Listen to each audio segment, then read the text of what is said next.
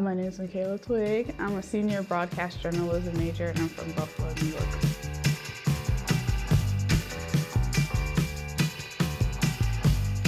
When I first came to Harding, it was a lot different from where I'm from, and I didn't know anybody. I came here like all alone, and so I didn't have any friends. And then when I met like the group from VSA, it was the first year it started. They just became like my family like immediately as soon as I met them.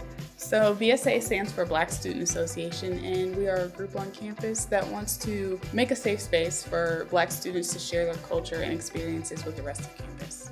My first year involved with VSA, I was just a regular member and just did whatever they wanted me to do here and there.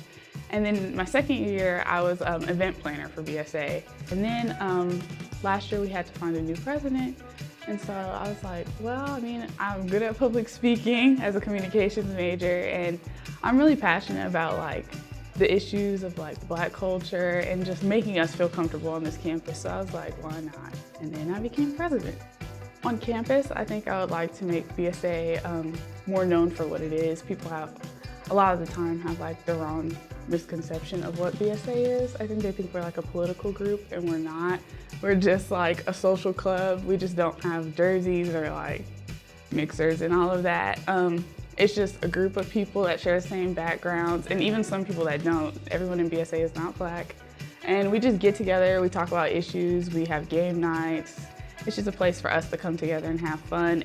I definitely think that being president of VSA is going to help even more with communications with people once I graduate and leave into the real world.